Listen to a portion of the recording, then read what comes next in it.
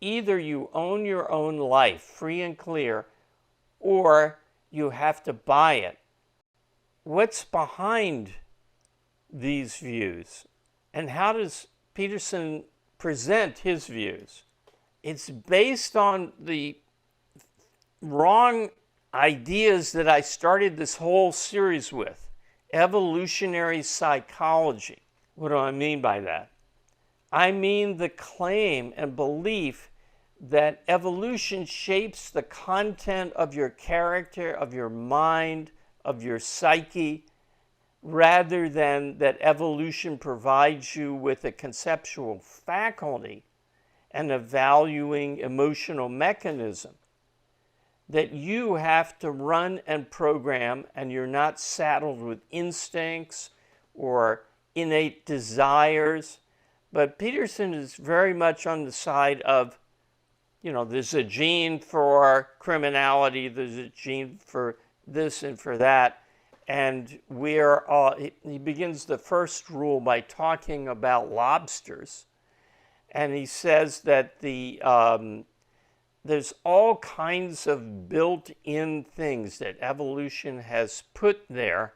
The book is filled with statements about what lower animals go through and how they are shaped by evolution, as if we inherited that. And this is the Jung idea. The Jung idea is that we have innate knowledge.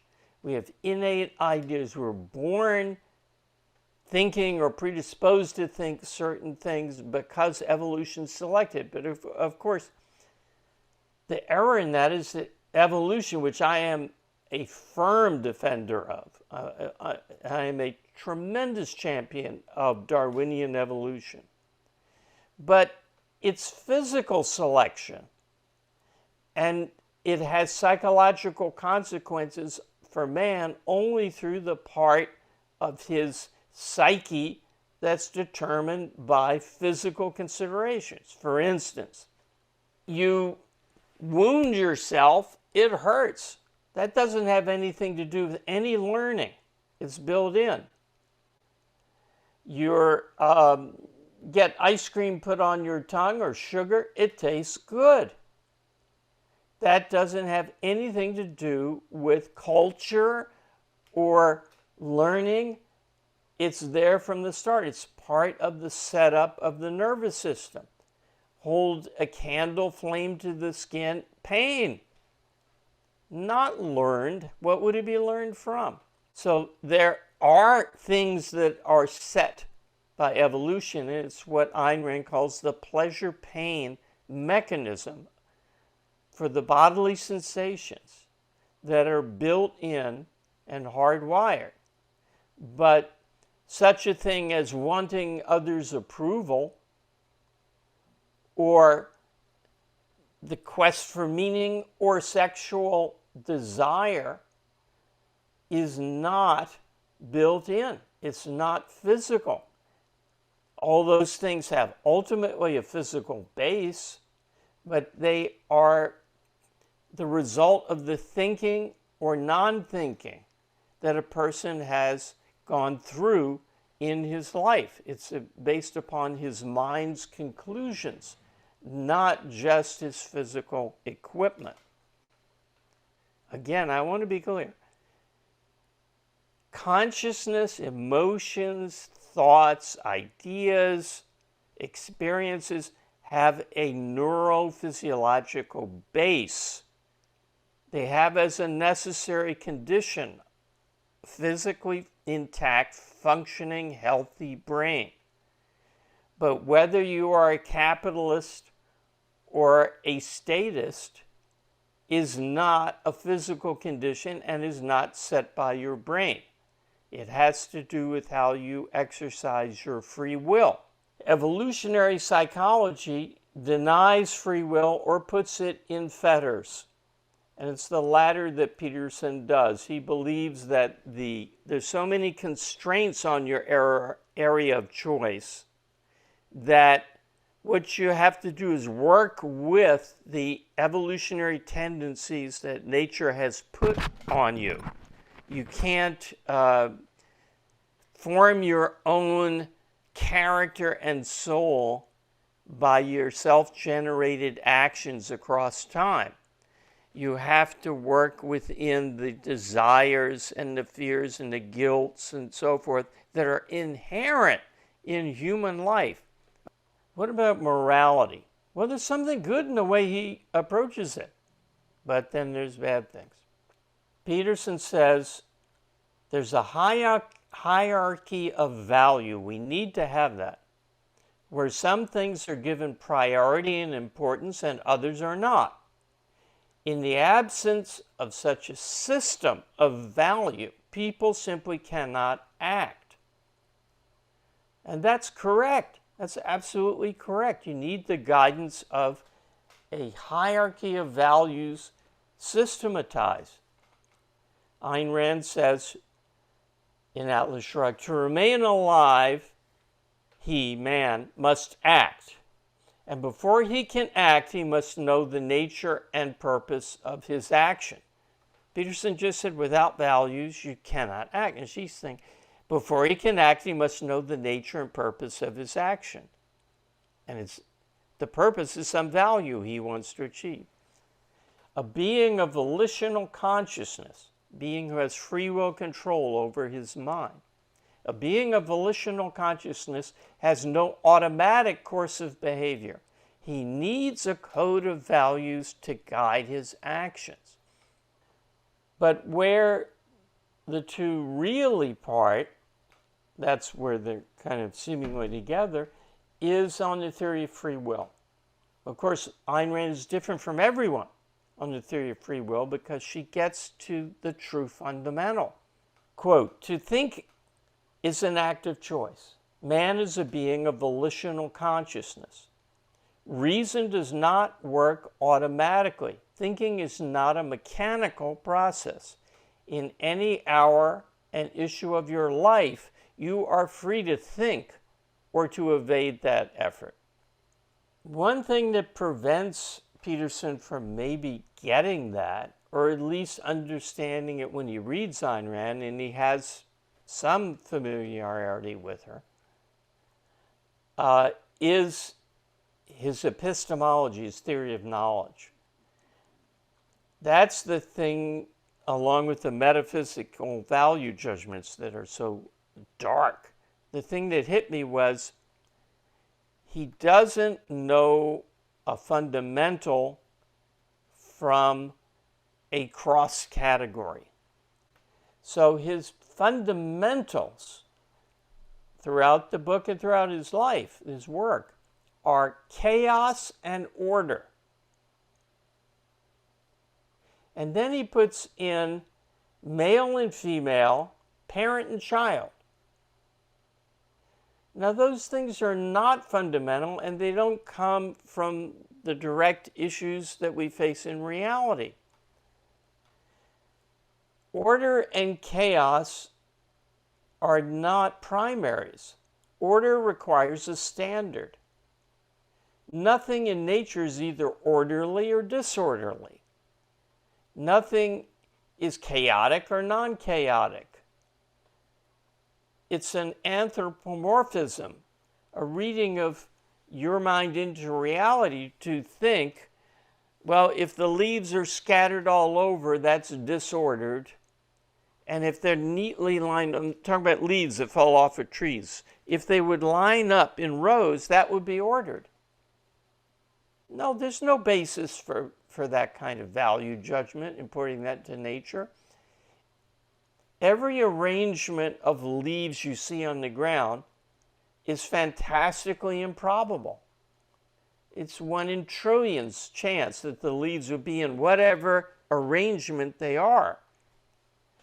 You, as a human being, prefer to deal with things in neat rows. So you, from the human standpoint, call that order. And it's not wrong. It's not like you're falsifying anything.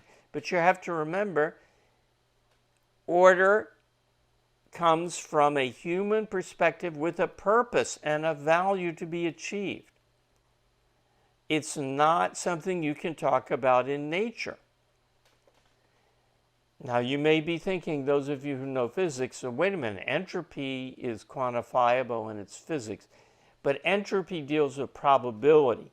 Order is just a popularization of the second law of thermodynamics. The real law doesn't deal with order. It deals with that which has more ways of happening versus that which have less ways of happening. So order and chaos are imports into the situation, and his examples of order and chaos turn out to be examples of human control versus human loss of control. He talks about a marriage versus a sudden divorce. Marriage is orderly, you know what to expect, there's certain traditions. Then out of the blue, as far as you're concerned, your wife wants a divorce and it's chaos.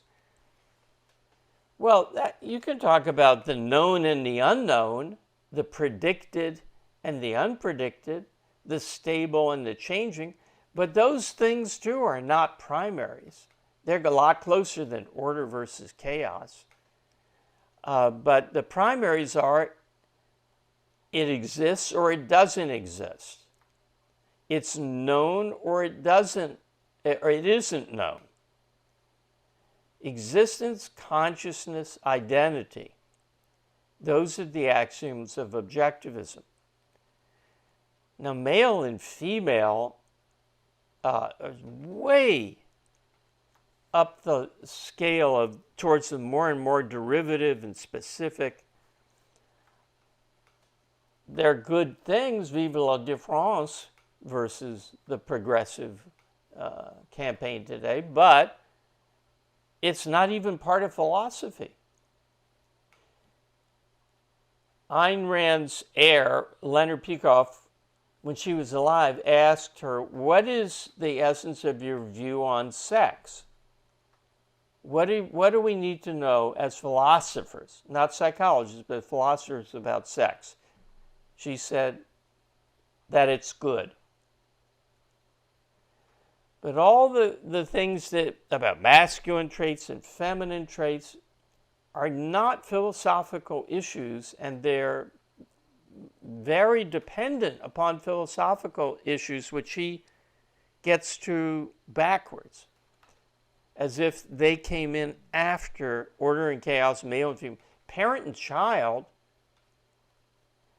I don't even have children yet. I'm 77 years old. Ayn Rand didn't have children, except in the spiritual, intellectual sense. It's not even something that applies to all human beings. So once you start with a side swipe at reality, order and chaos, you might as well start with smooth and rough. The two principles are smooth and rough. And now I look for Bible story. Oh, Jason is a smooth man. Jacob, who's it? And Esau was a hairy man. It's in the Bible. So once you start with something derivative like that, out of focus, you cannot get to full truth. And you end up, if you're a good person, you end up saying contradictory things. So like he says that a man is a beast of burden. We have to justify our miserable existence. Yet one of the rules is treat yourself as well as you would treat a pet that you loved or a friend that you cared about, as you treat others. Stand up for yourself. The first one is stand up straight with shoulders back. Now that brings up another lesson from reading Jordan Peterson. You can't take the derivative as meaning on one base what it means if it comes from another base. The fundamentals get infused into the derivatives. So if a conservative says, I'm pro-life, and an objectivist says, I'm pro-life, they mean entirely different things. The objectivist is for abortion rights because that's what the individual life requires. That is a right. The conservative means you have no abortion rights. The fetus owns the mother, so to speak, and she has no right to her own life because this clump of cells has a claim on her for some reason, mystical reason. And of course he believes, Peterson, I don't know how he stands on abortion, but he believes in some kind of God, and he's very clear about that, something transcendent, something mystical, something that is operating behind the scenes, something semi-unknowable that's important, and without that we can't have values. As I've lectured, with that you can't have values. Real values require that you be a free, self-responsible person.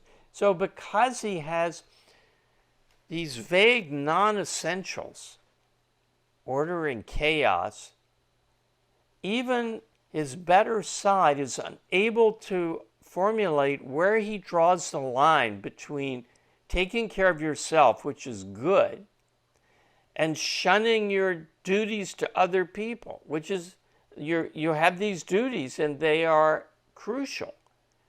So you have both a dependent side that owes things to society and an independent side that doesn't owe things to society. Well, what makes a difference? No answer, because there can't be an answer. There's only two consistent views. Either you own your own life, free and clear, or you have to buy it by service to something beyond yourself. There's no middle between A and non-A.